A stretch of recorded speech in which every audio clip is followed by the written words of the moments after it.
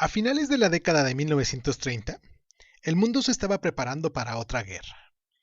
En el lejano oriente, un Japón cada vez más militarista se había desarrollado o se iba desarrollando en una política agresiva de expansión territorial desde la ocupación de Manchuria China en 1931. El mundo se quedó mirando y no hizo nada. En 1935, Mussolini, el dictador italiano, ordenó a sus tropas la invasión de Abisinia. De nuevo, el mundo no hizo nada. En 1937, Japón lanzó una guerra de conquista en la propia China. La comunidad internacional no levantó ni un solo dedo. En 1938, Hitler se anexionó a Austria y en la conferencia de Múnich, Gran Bretaña y Francia aceptaron su anexión de la zona de los sudestes de Checoslovaquia. Hitler siguió adelante con la ocupación de todo el país y después empezó a amenazar a Polonia, pidiendo la recuperación de antiguos territorios alemanes perdidos tras la Primera Guerra Mundial. Y al final, Gran Bretaña y Francia se dieron cuenta del peligro y declararon que ayudarían a Polonia si era invadida. Sin embargo, Hitler estaba más preocupado por la Unión Soviética, y para evitar la perspectiva de una guerra en dos frentes, el 23 de agosto de 1939, sorprendió al mundo al firmar el Pacto de No Agresión con Stalin, su mayor enemigo ideológico. El 1 de septiembre, los blindados alemanes entraron en Polonia. 2 días después, Gran Bretaña y Francia le declararon la guerra. Hoy, aquí en Crónica Lunares, siendo 7 de abril, hablaremos de la Segunda Guerra Mundial, en Europa, claro, y todo este movimiento que se desarrolló a raíz de estas situaciones políticas y económicas. Yo soy Irving Sun, esto como les digo, esto es Crónica Lunares y pues comenzamos. Cierra los ojos, cierra los ojos, cierra los ojos, cierra los ojos. Si escuchas que alguien se acerca, no temas, todo estará bien.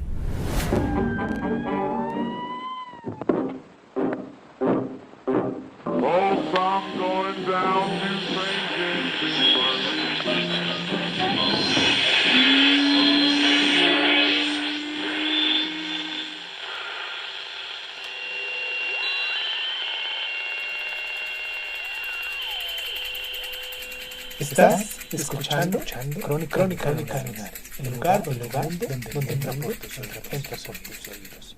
Bienvenido.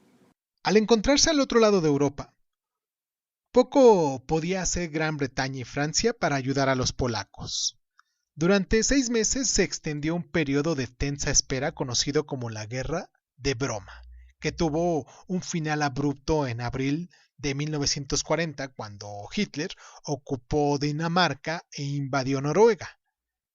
En mayo lanzó su Blitzkrieg, Guerra Relámpago, contra los Países Bajos y Francia, usando blindados de gran velocidad e infantería motorizada para abrir huecos en las defensas enemigas y la aviación para apoyar los ataques y aterrorizar a la población civil con bombardeos aéreos.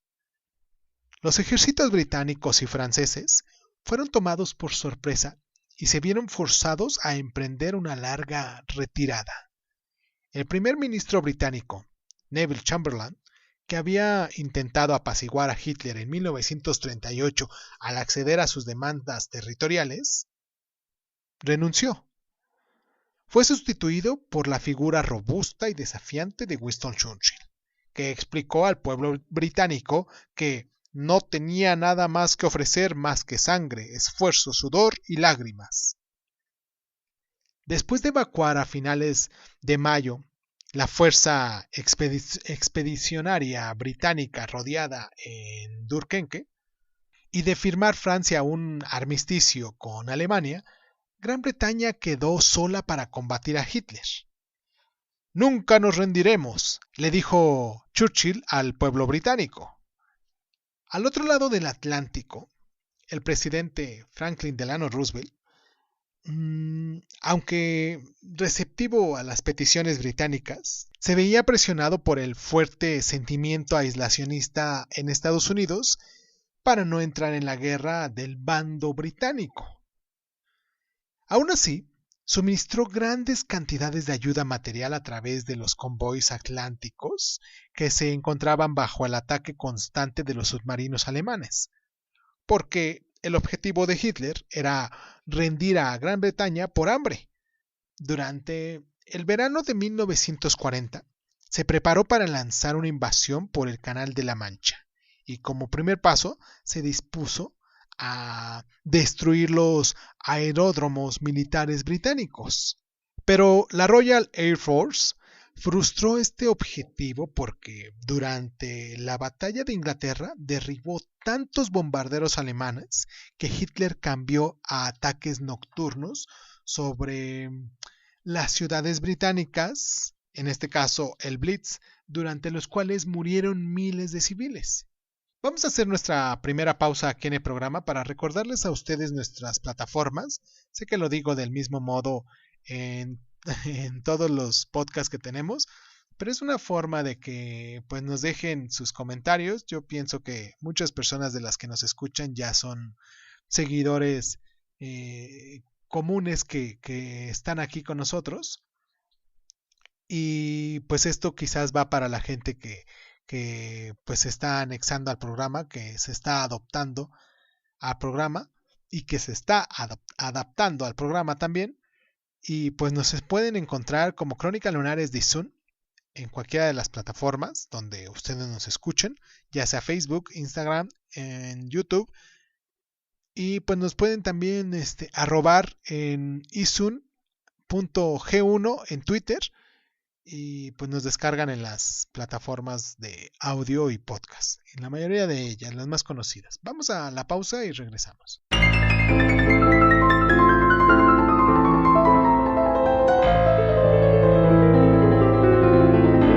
La guerra se desplazó hacia diferentes frentes. En septiembre de 1940, Italia atacó a los británicos en Egipto y más tarde recibieron los refuerzos de Afrika Korps alemán.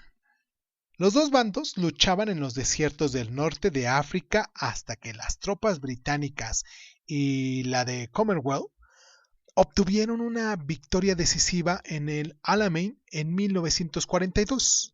Para entonces, Estados Unidos había entrado ya en la guerra y desembarcó en el noreste de África.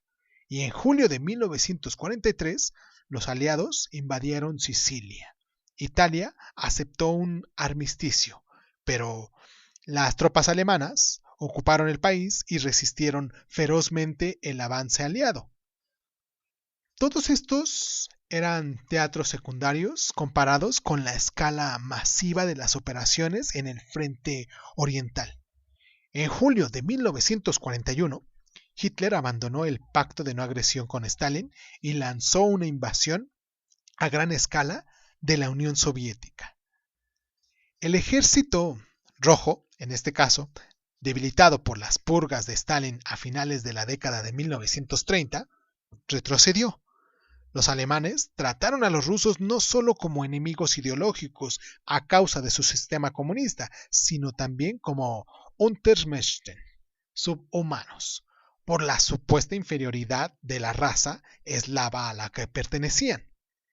En consecuencia, las bajas alcanzaron una escalada horrenda, unos 20 millones de muertos durante la guerra.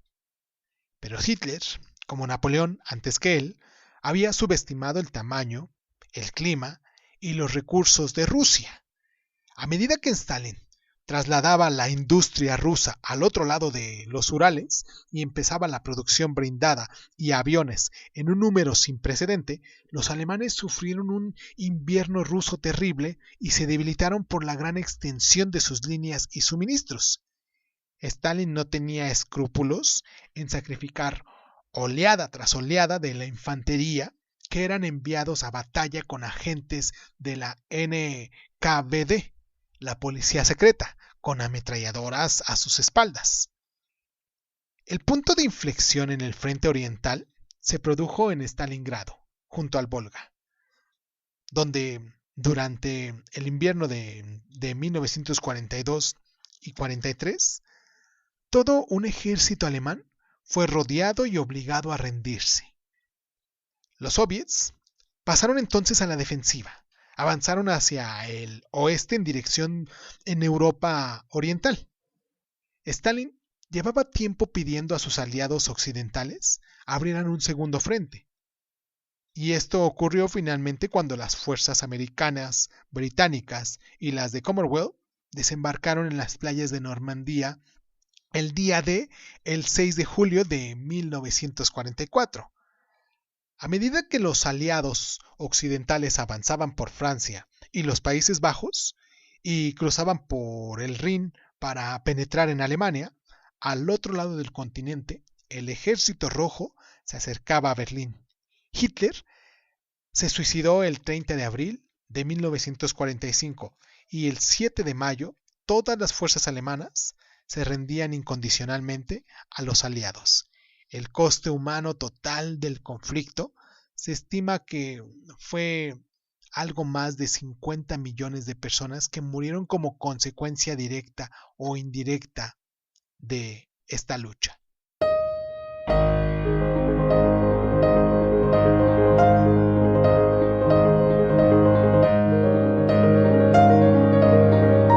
¿Cuál es nuestra política? Librar una guerra contra una tiranía monstruosa que no ha sido superada en el catálogo oscuro y lamentable de los crímenes humanos. Winston Churchill. Fue el primer discurso como primer ministro en la Cámara de los Comunes el 30 de mayo de 1940.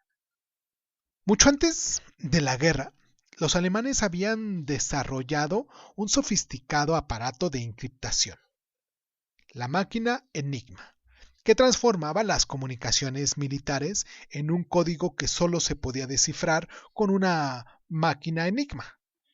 En 1939, los británicos establecieron un proyecto secreto en Bletchley Park que encontró una forma de descifrar las señales de radio Enigma y en el proceso creó uno de los primeros ordenadores del mundo.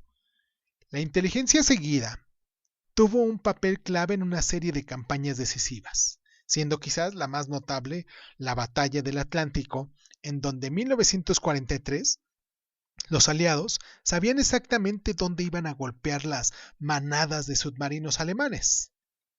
Esto resultó de valor incalculable para proteger el gran flujo de hombres y materiales a través del Atlántico durante la preparación del día D.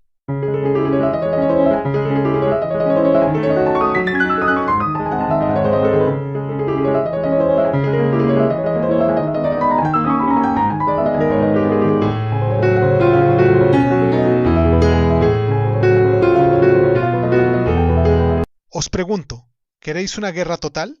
¿La queréis? Si fuera necesario, más total y más radical de lo que podamos imaginarla hoy. Joseph Goebbels, ministro de propaganda nazi, que dio su discurso después de la rendición alemana en Stalingrado en febrero de 1943. En 1931, el ejército japonés ocupa Manchuria. En 1935 fue la invasión italiana de Abisinia. En 1936, en julio, estalla la Guerra Civil Española. En octubre fue la formación del eje Berlín-Roma. En noviembre, Alemania y Japón forman el pacto anti-Comintern contra Estados Unidos. Italia también se une en 1937. En 1937, Japón lanza una invasión a gran escala contra China. En 1938, en marzo de ese año, Alemania se anexiona a Austria. En septiembre de ese año, Gran Bretaña y Francia aceptan la anexión alemana de los sudestes checos.